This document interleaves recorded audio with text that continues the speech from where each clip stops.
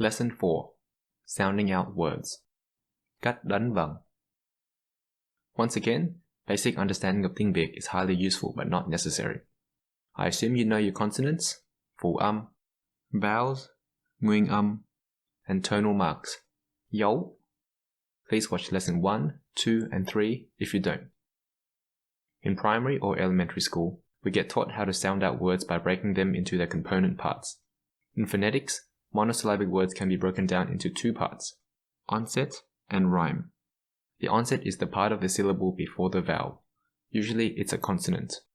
The rhyme is the part of the syllable containing the vowel onwards, that is, the ending sound.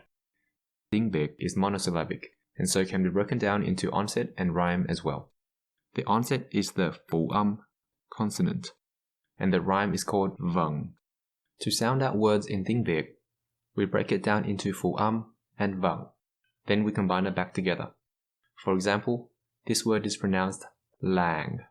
This is how we sound it out. A, ngờ, an, lờ, an, lang, huyền, làng. The method that I'm about to teach was taught to me by my parents, but this is the same tried and tested method taught to all primary school or elementary school students in Vietnam. There may be slight variations to this method, but they're all roughly the same. Here are the steps. You sound out the vần, then the phụ âm, then back to the vần, stating it in full.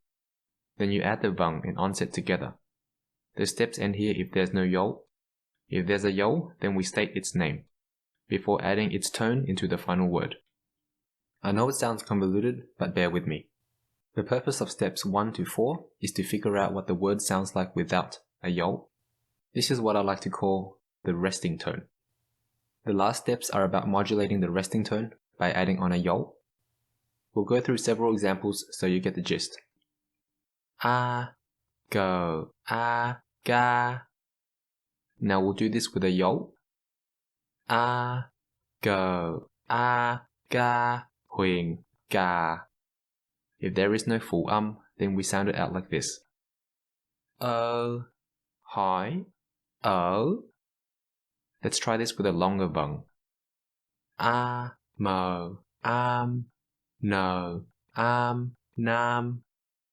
Now let's try this with some longer words with a dấu. O, e, oe, khờ, oe, que, hỏi, khỏe. Ngờ, ương, hờ, ương, hương, sắc, hướng. After this lesson, you should be able to read absolutely everything that's a combination of a consonant, vowel, and a dấu. For example, a, l, a, la, sắc, lá.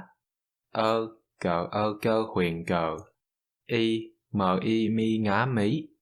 Lá, gờ, mỹ. That's what it's like when you sound it out faster. In the examples, I used a number of vần that you might be unfamiliar with. This was to demonstrate the process rather than to teach the actual word. There are quite a few vần that are made up of more than just a vowel. Throughout the course, we'll slowly make our way through most, if not all of them. That concludes the lesson. Please get familiar with this sounding out process because I'll be using it for all future videos in this course. Obviously, when you get better at reading, sounding out is no longer required. Replay the video as many times as you need.